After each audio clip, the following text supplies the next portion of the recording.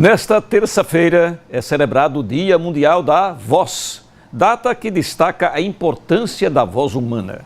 Por outro lado, também aumenta a conscientização sobre questões que afetam a saúde vocal. O apresentador Sérgio Cursino está há 47 anos usando a voz de forma profissional em meio de comunicação. Quando começou era bastante jovem e foi aos poucos que descobriu o potencial do seu talento. Quando eu entrei em rádio aos 14 anos, logo depois eu me tornei locutor.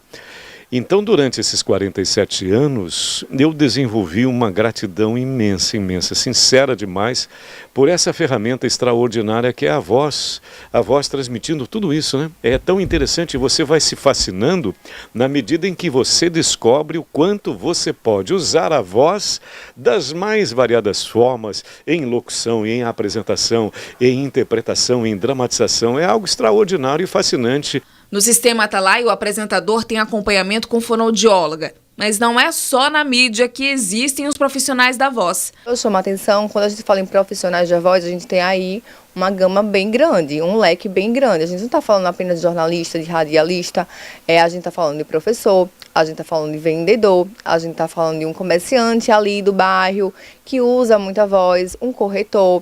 A gente está falando, por exemplo, padre, pastor, tem um desgaste muito grande de voz.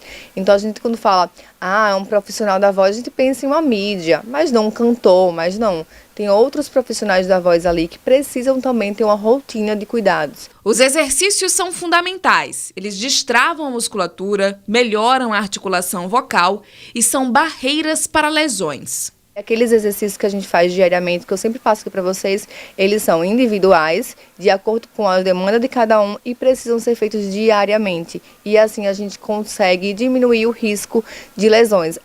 Além dos profissionais que trabalham com a voz, todo mundo tem que tomar certos cuidados para evitar doenças na região da garganta e comprometer, é claro, a nossa voz. É evitar o excesso do álcool, o uso do tabaco.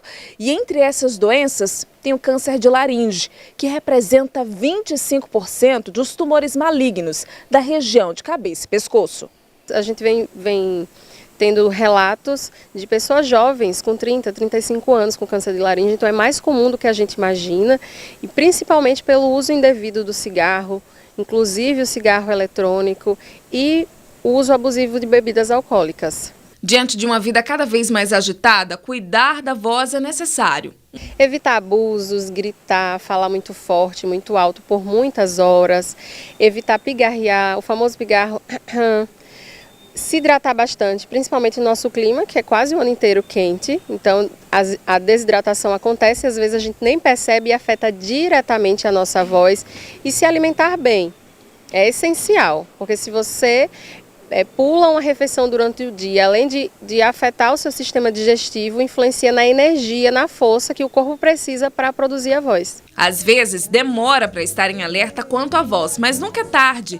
Que o diga a cantora Thaís Santos. A jovem começou na música em 2007 e para se tornar cada vez mais profissional, ela não dispensa os cuidados. Quando eu vou cantar, eu tenho uns cuidados específicos com relação à alimentação, evitar cafeína, chocolates, coisas que fazem aquele pigarrozinho na hora de cantar.